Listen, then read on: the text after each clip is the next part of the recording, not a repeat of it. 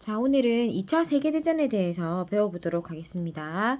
자, 시험 범위가 대체적으로 여기까지 가던지 아니면 조금 더 가게 된다면 냉전 체제까지 들어가는 학교들이 있을까 지금 조금 의문이긴 한데, 어쨌든 우리가 시험 대비 이제 시험 범위들이 이제 조금 있으면 나올 거다, 그죠? 그래서 일단 이제 요 단원까지는 무조건 필수적으로 시험 범위로 들어가지 않겠나 하는 단원입니다. 자, 2차 세계대전이 왜 일어나게 되었는지 한번 살펴보겠습니다. 자, 대공황이 발생했다라는 말이 나오고 있는데, 대공황이라는 말은 무엇이냐 하면 1차 세계대전 때 미국은 많은 공업적인, 그러니까 상업적인 이익을 누리게 됩니다. 유럽에게 무기를 팔아서 미국은 세계 경제를 주도하는 그런 호황을 누리게 됩니다. 그리고 원래는 영국이나 독일과 같은 국가들이 경제적으로 굉장히 발전된 곳이었는데 1차 세계대전 때문에 굉장히 많은 어떤 피해를 입었단 말이야. 자기네들이 전쟁을 하다 보니까 아무래도 피해를 입을 수밖에 없었겠다, 그자? 그래서 그런 국력을 회복하는 동안에 미국이 이제 치고 나와서 세계 경제를 이렇게 주도하는 1등 국가로서 발전하게 되는 거지. 자, 이렇게 많은 돈을 벌게 되니까 기업들이 우리나라 돈이 많네? 그럼 국민들도 돈이 많아졌겠네? 물건을 많이 사겠네? 라고 생각을 해서 물건들을 많이 만들어냈어. 그래서 기업들이 과잉 생산을 하게 된다. 과잉 생산이란 의미는 물건 뭐 10개 만들 거를 뭐 50개 만들고 50개 만들 거 100개 만들었다는 거지. 그런데 그렇게 생각을 해서 실제로 물건을 많이 만들어냈는데 부자가 된 것은 미국의 극소수, 그러니까 미국에서 기업을 하거나 어떤 일부분이 부자가 된 거지 일반적인 서민들의 삶은 그닥 그렇게 변한 게 없었던 거야. 그래서 어떤 소비가 이런 생산을 따라가지 못해서 사람들이 이제 물건을 그렇게까지 사댈 능력은 되지 않았던 거지. 그래, 공장에 물건이 쌓이게 되고, 그러니까 공장이 어떻게 됐겠어? 문을 닫고. 그 공장에 다니던 사람들이 실업자가 되고, 또 실업자가 되니까 그 사람들이 빵을 사지 못하고, 식료품을 사지 못하고, 옷을 사지 못하고, 여러 가지 소비를 하지 못하니까 또 그 관련된 공장들이 또 물건이 쌓이고, 또 물건이 쌓이다 보니까 다시 공장이 문을 닫고, 이런 식으로 연쇄적으로 계속 실업자가 생기는 공황 상태는 어떤 거냐면 정지되어 있다는 거야. 경제가 이렇게 정지되어져 있는 올스톱 상태로 가더라는 거지. 자, 그래서 많은 기업이나 은행들이 파산을 하게 되었고 경제 위기가 확산되게 되었어.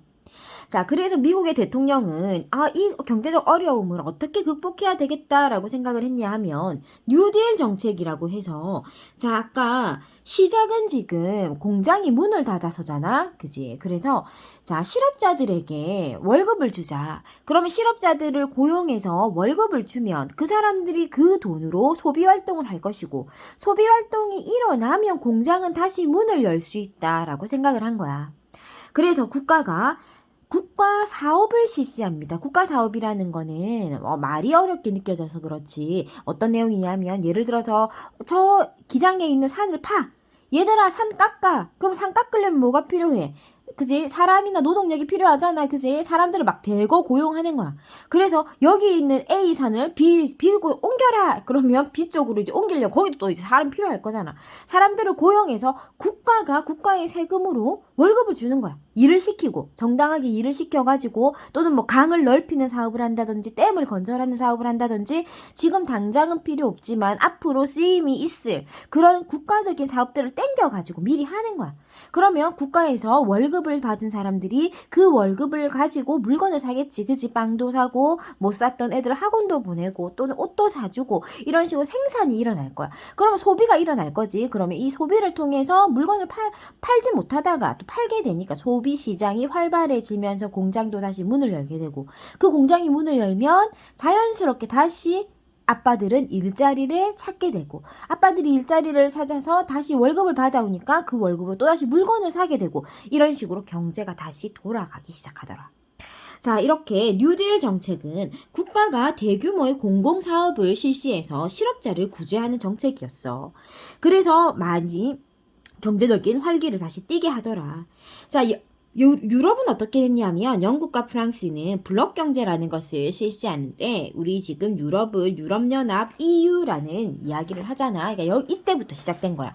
우리 유럽은 좀 뭉쳐서 경제적 어려움을 극복해보자. 자, 이런 식으로 각 나라별로 경제적인 어려움을 극복하는 방안들이 조금 다 틀려. 그래서 이제 그런 것들을 봐둬야 돼. 근데 유럽도 미국도 이런 긍정적인 어떤 목표를 잡고 협동을 해서 어려움을 극복하자. 또는 미국은 생산을 늘려서 또는 국가가 어떤 실업자를 구제해서 경제적 어려움을 극복하자. 뭐 이런 거였는데 꼭 이렇게 어려움을 조금 남들의 어떤 그런 남들을 희생시켜서 자신들의 어려움을 해결하려고 하는 사람들이 있어. 그 사람들이 바로 전체주의야. 자, 전체주의라는 내용은 뭐냐면 전체를 위해서는 개인은 희생해도 된다 이런 뜻입니다. 자, 그래서 이 전체주의의 대표적인 세력들이 이탈리아, 독일, 일본 되겠습니다. 자, 그래서 전체주의는 내 민족이나 내 국가를 위해서는 너는 희생해도 돼 라고 말하는 게 전체주의입니다. 자, 그래서 많이 들어본 사람 나옵니다. 이탈리아 무솔리니 파시스트당, 히틀러 유명하지. 자, 그 다음에 일본의 군국주의. 우리가 일본의 군국주의의 희생양이죠. 그죠? 자, 이렇게 이탈리아나 독일이나 일본은 전체를 위해서는 다른 약소한 국가들을 빼앗아 오자. 다른 약소한 국가들을 짓밟아서 그들의 경제력을 가지고 와서 우리가 다시 일어서자. 이렇게 된 거야. 그러면 짓밟고 빼앗으려면 뭐를 일으켜야 돼? 전쟁을 일으킬 수밖에 없지. 그래서 이제 2차 세계대전이 일어나게 된다. 자, 발발 한번 보겠습니다. 지금 2차 세계대전도 과정이 그렇게 복잡하거나 그렇진 않습니다. 그래서 과정을 좀 봐두도록 합니다. 자, 처음에 독소 불가침 조약을 체결했다라는 거 유심히 봐주세요. 독일하고 소련은 서로를 절대 침략하지 말자 하고 약속을 했던 거예요. 자, 독소 불가침 조약을 체결하게 됩니다. 하지만 독일은 폴란드를 침공하고 선제 공격함으로써 유럽의 어떤 전쟁의 어떤 알림, 선전포고를 하게 되고요. 자, 전쟁 초기 독일이 뭐 아무 준비 없던 영국이나 프랑스를 공격했기 때문에 독일이 뭔가 좀 우세한 것처럼 보였어요. 하지만 영국이 역시나 만만치가 않죠, 그죠? 자, 그래서 영국의 어떤 저항으로 전쟁이 장기화되었었어. 그리고 이제 드디어 독소 불가침 조약을 깨고 소련을 침공합니다. 자, 그리고 일본이 간도 크다 그제 미국의 진주만이라고 하는 곳을 또 기습 공격합니다. 영화 진주만이라는 곳, 영화도 있죠, 그죠?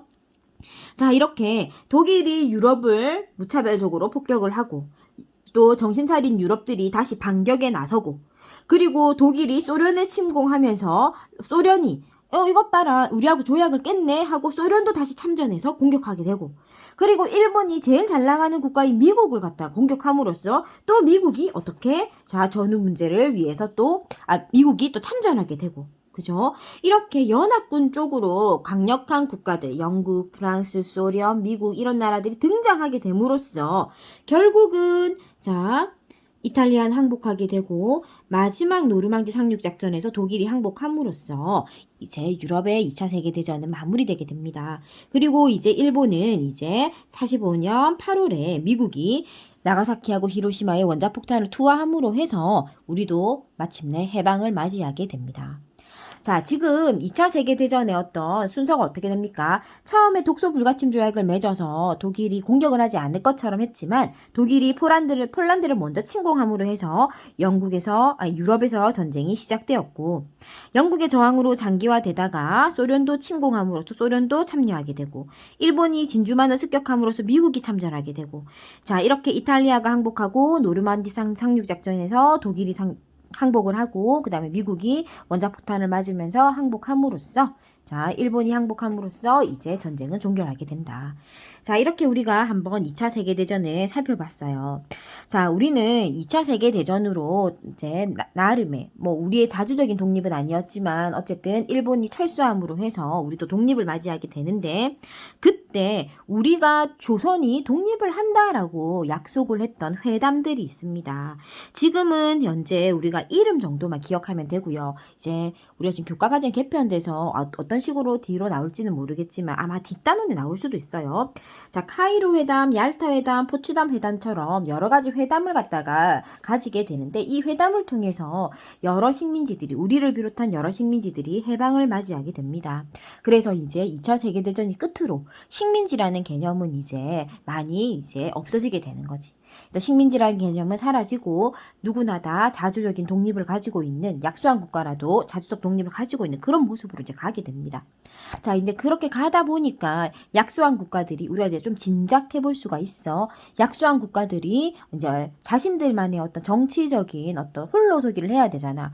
그러니까 정치적 홀로서기를 할 때 민주주의를 선택해서 민주주의 공화국이 되는 국가들도 있었을 거고, 자, 사회주의를 선택해서 공산주의가 되는 국가들도 있었을 거다. 그리고 자신들이 국가를 재건하기 위해서 노력했겠지, 그지? 그러는 과정에 이제 또 다시 우리가 자, 뭐 미국의 도움을 받는 사람들을 우리가 또 자유주의, 소련의 도움을 받는 곳들을 공산주의 해서 또 전 세계가 이분화되어서 냉전 체제로 가는 어떤 그런 과도기적인 모습을 겪게 될 것이고, 그리고 미국이 이제 또 세계 1위 국가로서 좀 더 발돋움하는 그런 모습들이 이제 전 세계의 어떤 흐름으로 우리가 볼 수 있을 겁니다. 자, 오늘 여기까지 해서 우리가 2차 세계대전에 대해서 이제 정리를 했고요. 2차 세계대전에도 기억할 건 뭐죠? 자, 2차 세계대전이 일어나게 된 건 대공황과 같은 경제적 어려움 때문이다. 그 대공황을 극복하고자 하는 이탈리아, 독일, 일본처럼 전체주의로 나쁜 방법으로 극복하고자 하는 나라들이 생겨났고, 그런 나라들이 전쟁을 시작해서 일어난 게 2차 세계대전이다. 그죠? 그리고 2차 세계대전에 과정을 보면 독소 불가침 조약 체결, 독일이 폴란드 침공, 영국 저항, 소련 침공, 일본의 진주만 침공, 이탈리아 항복, 노르망디 상륙 작전, 독일 항복, 일본 항복, 이런 식으로 우리가 볼 수 있겠습니다. 자, 각자의 교과서나 학교 프린트들을 통해서 한 번 더 정리하시기 바라겠습니다.